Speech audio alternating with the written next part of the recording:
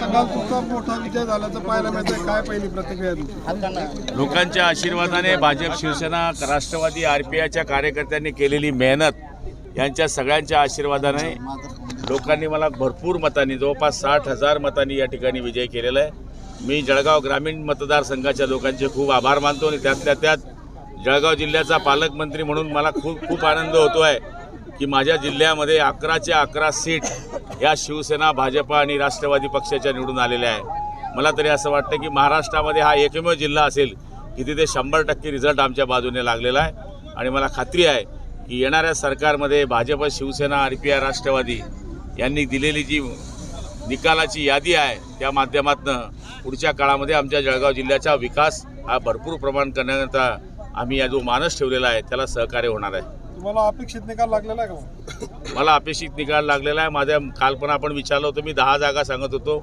मला 1 जागेचा फक्त डाऊट होता पण ती पण निवडून आली, त्यामुळे 11च्या 11 सीट निवडून आलेल्या आहे। निकाल लागेपर्यंत धाकधूक पाहायला मिळत होती? नाही, मला तर धाकधूक नव्हती, कारण की छप्पर फाड के भी निवडून येणार होते मी आपल्यालाही सांगत होतो। पण शेवटी कितीही आपलं कॉन्फिडन्स असला तर काही बातम्या अशा येत असतात की माणूसाचा कॉन्फिडन्स लूज होत असतो, पण शेवटी कार्यकर्त्यांवर हे जे माझे सोनगडी आहे त्यांच्या भरोशावर मी हा विजय प्राप्त केलेला आहे। महाराष्ट्राचा मुख्यमंत्रीचा चेहरा कोणता? बघा, मुख्यमंत्री म्हटलं तर मी ज्या पक्षामध्ये काम करतो तर एकनाथ शिंदे हे आमच्या मुख्यमंत्री व्हावेत ही आमची प्रत्येकाची अपेक्षा आहे। पण शेवटी 3 पक्षाचं सरकार असल्यामुळे जो निर्णय त्यांची वरची कोर कमिटी घेईल तो आम्हाला मान्य असेल। विरोधकांना काय सांगाल?